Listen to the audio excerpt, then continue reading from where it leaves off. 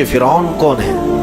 فرعون صرف ایک شخص کا نام نہیں ہے، مصر کا جو بھی بادشاہ ہوتا تھا اس کا لقب فرعون ہوتا تھا۔ تقریباً 18 یا 19 فرعون آئے، جو بھی بادشاہ ہوتا تھا اس کا لقب تھا یہ فرعون، اکثر لوگ اس کو نام سمجھتے ہیں۔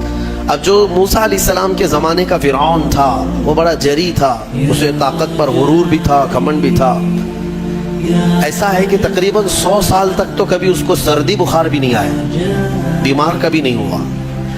تو آدمی کو جب کوئی تکلیف نہ آئے تو وہ غرور میں بڑھ جاتا ہے اور اسے ایسا لگنے لگتا ہے کہ میں سب سے پاورفل آدمی ہوں دنیا کا، مجھے کچھ ہو نہیں سکتا۔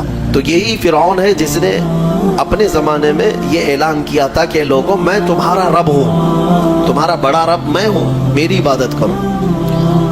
بات تو چل رہی تھی اور لوگوں کو اپنی خدمت پر معمور کرنے کی بجائے اپنی عبادت پر معمور کرتا تھا، ہزاروں لوگ اس کو سجدہ بھی کرتے۔ ایک دن ایسا ہوا کہ فرعون نے خواب دیکھا، آسمان سے ایک تارا ٹوٹ کر اس کی گود میں گرا یا اس کے محل پہ گرا اور پھر آگ لگ گئی اس کے محل میں۔ وہ گھبرا کر کے اٹھا، صبح نجومیوں کو، کاہنوں کو بلایا کہ اس خواب کی کوئی تعبیر صحیح بتا دے۔ بہتوں نے الگ الگ تعبیریں بتائی، پھر جو بڑے ماہر نجومی تھے انہوں نے کہا کہ اس خواب کی تعبیر یہ ہے کہ بنی اسرائیل خاندان میں ایک بچہ پیدا ہوگا جو تیری سلطنت کو ہلاک کر دے گا، تیری سلطنت کے ہلاک کرنے کا باعث بنے گا۔ خواب کی تعبیر سننے کے بعد شاہی فرمان جاری کر دیا اس نے کہ بنی اسرائیل میں آج کے بعد جو بھی لڑکا پیدا ہوگا اسے مار دیا جائے گا، کیونکہ وہ بچہ کہیں سلطنت کی ہلاک کرنے والا پیدا نہ ہو جائے۔ تو یہ اعلان کے بعد بنی اسرائیل خاندان میں جو بھی لڑکا پیدا ہوتا اسے مار دیا جاتا، بیٹوں کو ذبح کر دیتا تھا اور لڑکیوں کو زندہ چھوڑ دیتا تھا۔ 1 سال کے اندر انہوں نے 12,000 بچوں کو ذبح کیا، پیدا ہوتے ہی قتل کر دیتے تھے۔ لڑکے کو زندہ رہنے کا حق نہیں تھا، صرف ڈر تھا۔ یہ وہ زمانہ ہے جب موسیٰ علیہ الصلوۃ والتسلیم کی ابھی ولادت نہیں ہوئی، ولادت سے پہلے اتنے بچے مارے گئے۔ پھر اس کے درباریوں نے اس سے ریکویسٹ کیا کہ اگر ایسے سب مار دیے جائیں تو آپ کی خدمت کے لیے بچے کہاں سے ملیں گے، جوان کون ہوگا؟ تو 1 سال چھوڑا جاتا، 1 سال مارا جاتا۔ اتفاق ایسا کہ جس سال مارا جانے والا تھا اسی سال موسیٰ علیہ السلام کی پیدائش ہوئی۔ ان کی ماں حاملہ تھی اور پیدا ہونے کا وقت جب قریب آیا تو اللہ تبارک و تعالیٰ جسے جہاں چاہے بچائے، ہاں جس انداز میں چاہے وہ اللہ تعالیٰ حفاظت فرماتا ہے۔ تو موسیٰ علیہ السلام کی ماں کے دل میں اللہ نے بات القاء کی کہ تہ خانے میں چلی جائیں۔ وہ تہ خانے میں گئی، بچے کی ولادت ہوئی، لڑکا پیدا ہوا۔ اب وہ گھبرا گئی کہ یہ سال مارے جانے والا ہے، اور وہ بنی اسرائیل خاندان سے تھی کہ میرا بچہ مارا جائے گا، قتل کر دیا جائے گا۔ تو اللہ تبارک و تعالیٰ نے ان کے دل میں یہ بات القاء کی کہ ایک صندوق لے لو لکڑی کا اور اس میں اس بچے کو ڈال کر دریا میں بہا دو۔ بھلا کوئی ماں کیسے بہائے گی؟ لیکن اللہ تعالیٰ فرماتا ہے وَرَبَطْنَا عَلَىٰ قَلْبِهَا، ہم نے ان کے دل کو مضبوط کر دیا تھا۔ جب اللہ تعالیٰ کسی کے دل کو مضبوط کرتا ہے تو بڑے بڑے کام کر جاتا ہے۔ ان کی ماں صندوق میں رکھ کر کے بچے کو ایک دریا کے کنارے ڈال دیتی ہیں، بہا دیتی ہیں، اور اپنی بڑی بیٹی کو کہتی ہیں کہ دیکھتے رہنا یہ صندوق کہاں جاتا ہے۔ موسیٰ علیہ السلام کی جو بڑی بہن تھی وہ دیکھتی ہوئی جا رہی تھی اس صندوق کے پیچھے۔ صندوق بہتے بہتے بہتے ایک باغیچے کے کنارے لگا، وہ باغیچہ فرعون کا ہی تھا، اور فرعون کی بیوی وہاں پر ٹہلنے کے لیے شام کے وقت آیا کرتی تھی۔ جب وہ اپنی کنیزوں کے ساتھ وہاں آئی تفریح کے لیے تو ایک صندوق کو اپنے باغیچے کے کنارے لگا ہوا دیکھا، اٹھانے کے لیے کہا، اٹھایا گیا تو نہایت ہی خوبصورت بچہ۔ اللہ تعالیٰ نبیوں کو خوبصورتی دیا ہی ہوتا ہے۔ فرعون کے گھر میں کوئی بچہ نہیں تھا، اولاد نہیں تھی، تو فرعون کی بیوی نے اٹھا لیا اور کہا کہ لاؤ یہ بڑا خوبصورت بچہ ہے، حسین بچہ ہے، اور اپنے محل لے آئی۔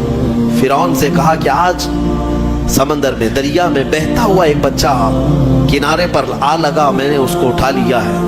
فرعون نے کہا کہیں یہ بچہ تو نہیں جو میری سلطنت کو ہلاک کرنے کا سبب بنے۔ بیوی نے کہا ایسا کیسے ہو سکتا ہے، وہ تو بنی اسرائیل خاندان میں پیدا ہوگا، یہ تو کسی دریا سے بہتا ہوا آیا ہے، پتہ نہیں کون سے ملک سے آیا، کہاں سے آیا۔ تو بہرحال اس کی بیوی نے یہ کہا کہ اس کو مت مارو، لا تقتلوه عسى ان ينفعنا او نتخذه ولدا، قریب ہے کہ ہم اس سے فائدہ اٹھائیں گے یا اس کو بیٹا بنا لیں گے۔ بیوی کی بات پر راضی ہو گیا، فرعون جو ہے بیگم کی بات پر آ گیا۔ اور اس کے بعد رکھ لیا بچے کو. عورت کے مشورے پر عمل کرتے ہوئے اس نے رکھ تو لیا بچے کو. اب پرورش کی جب بات آئی, بچے کو دودھ پلانا ہے, تو تایام کو بلایا گیا. شاہی خاندان میں بچے کی پرورش ہو رہی ہے. بہت ساری عورتیں آئی, دودھ پلانے کی کوشش کرتی رہی. موسیٰ علیہ السلام کسی کا دودھ نہیں پکڑتے تھے. ان کی بہن وہیں کھڑی تھی.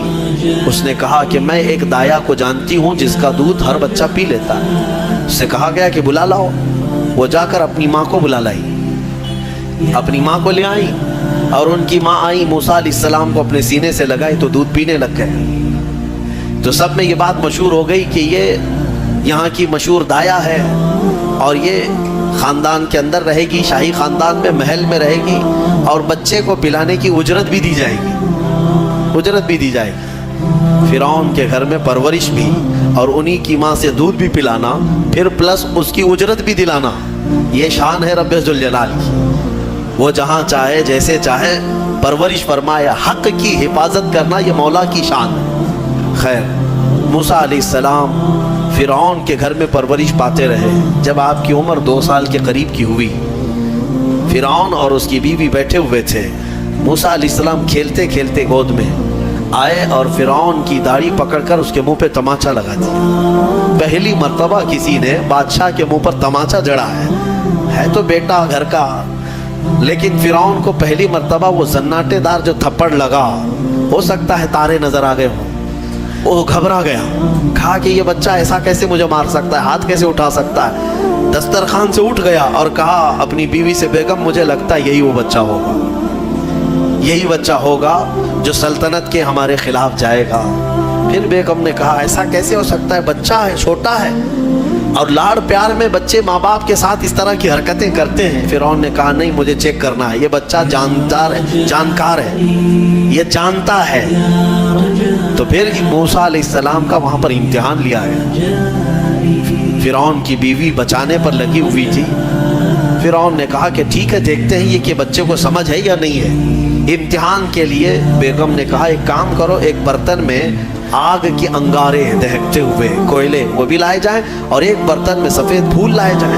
اگر بچہ عقل مند ہوگا تو پھولوں کو پکڑے گا, نہیں تو پھر یہ لال چیز کی طرف بچوں کا ہاتھ زیادہ جاتا ہے, آگ دیکھے گا. کہا ٹھیک ہے, یہ آزمائش کی جائے گی. ایک برتن میں آگ کے لال سرخ انگارے کوئلے لائے گئے, اور ایک برتن میں پھول لائے گئے, دونوں رکھے گئے. موسیٰ علیہ السلام کیا, ہر نبی ماں کے پیٹ سے ہی ہر چیز کو جانتے ہیں.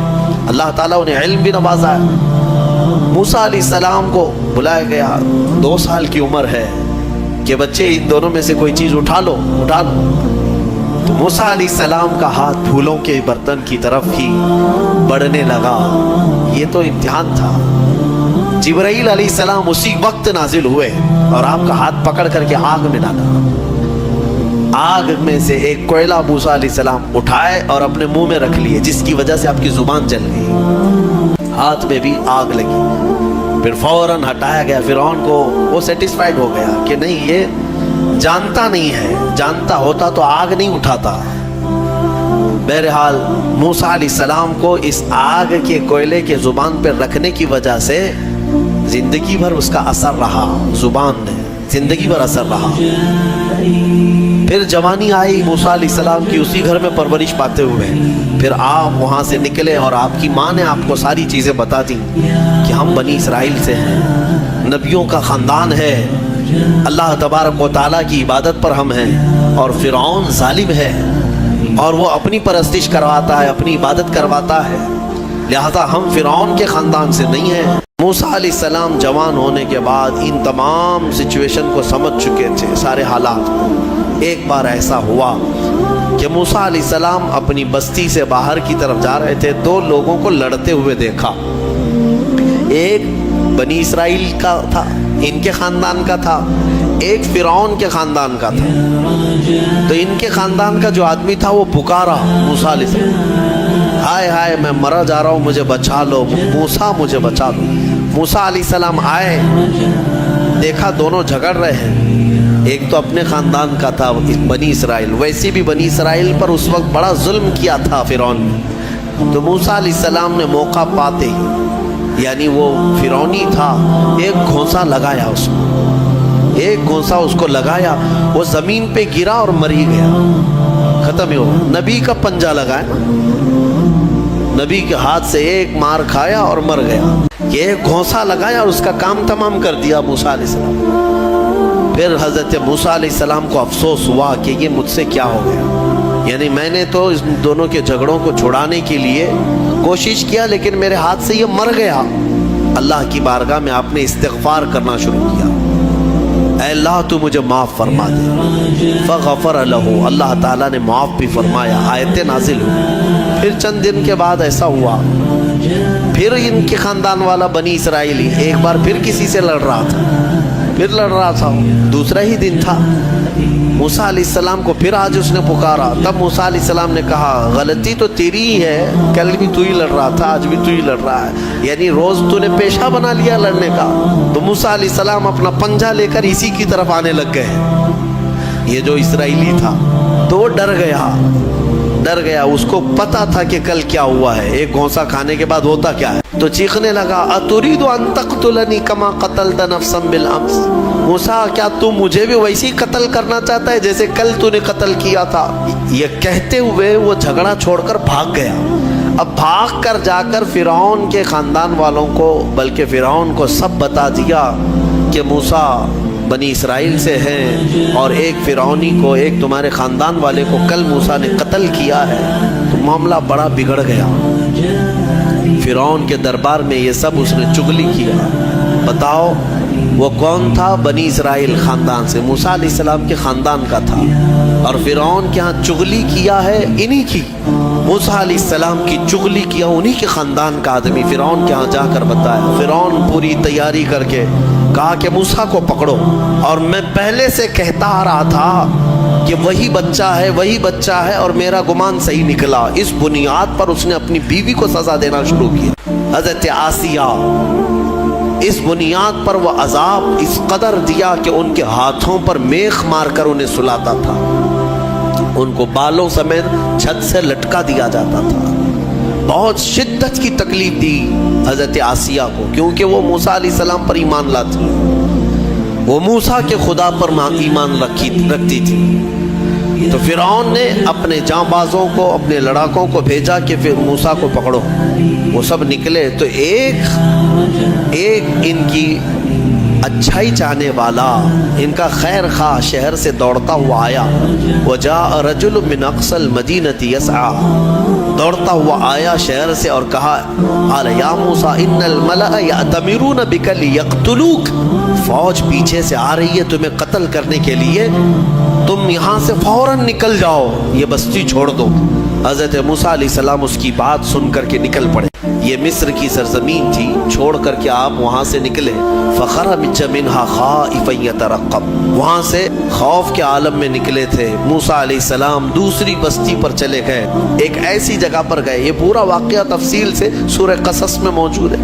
ایک بستی پر پہنچے تو وہاں پر دیکھا ہے کہ ایک کنویں پر بھیڑ لگی ہوئی ہے, بہت ساری بھیڑ ہے, پانی کھینچ رہی ہیں. اس میں دو لڑکیاں دور شرماتے کھڑی ہیں, وہ پانی لینے کے لیے بھیڑ میں نہیں جا پا رہی. تو موسیٰ علیہ السلام بھیڑ کو چیرتے ہوئے آئے اور ان دو لڑکیوں کے لیے پانی آپ نے ڈول سے نکل, آپ مضبوط تھے, قوی تھے, طاقتور تھے. پانی آپ نے نکالا اور پانی نکال کر ان دونوں لڑکیوں کو دیا. تو وہ جوان لڑکیاں تھیں, انہوں نے کہا کہ چلو, ہمارے باپ اس شہر کے بڑے نیک اور پرہیزگار آدمی ہیں, ہم تمہیں لے کر کے چلتی ہیں اور اپنے باپ سے تمہیں اجرت دلائیں گے. تم دیکھنے میں بڑے اچھے لگتے ہو, اجنبی ہو, مسافر ہو, اجرت دلائیں گے جو پانی تم نے ہمیں ڈول سے کھینچ کر دیا. موسیٰ علیہ السلام ان کی بات پر چل پڑے. کہاں وہ دونوں لڑکیاں اپنے گھر لے آئیں. تو ان کے والد جو تھے وہ کوئی عام انسان نہیں, وہ حضرت شعیب علیہ السلام تھے, اللہ کے نبی تھے. تو یہ دونوں نبی کی بیٹیاں تھیں. موسیٰ علیہ السلام آئے, پوچھا کہ تمہارے ساتھ کیا ہوا. موسیٰ علیہ السلام نے سارا اپنا واقعہ حضرت شعیب علیہ السلام کے پاس بیان کیا.